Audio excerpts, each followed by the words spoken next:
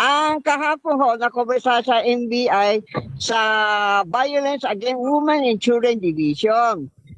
Nahuli siya ng arrested of 2 Filipino facilitator, entrapment operation, implementation of warrant to serve, seize and extract computer data in Caloocan City. Sir, si Director Santiago ho, ay na collaboration with foreign counterpart information revealed that these 2 Filipino facilitators were allegedly involved in sexually exploiting the children online. In addition, it was found that these facilitators are both 60. Makapatid yan.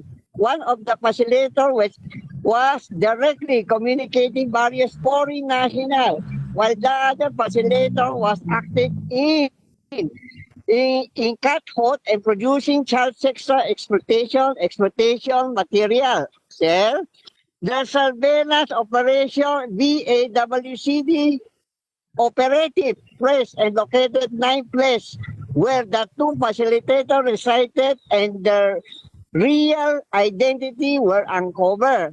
On August 2, sir, 2024, VAWCD operated armed with warrants to serve, size, and extract computer data.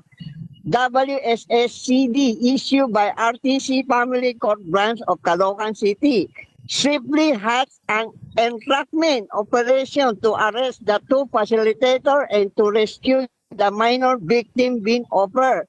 The 2 facilitators were caught in the flat granted delito offering their children perform sexually explicit show in exchange for a fee.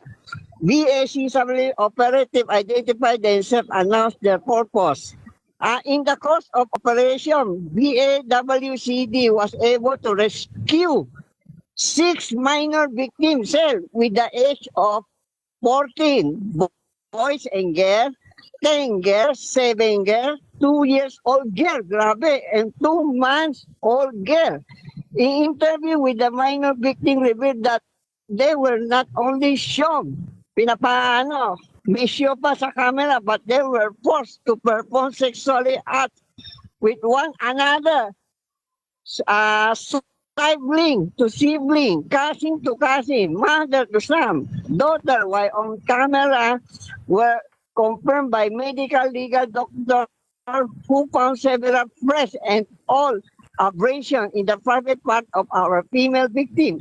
Initial digitally forensic report revealed hundreds of children sexual abuse exploitation material and sexual conversation circular phone of subject with foreigner. Sir, hanggang dito lang.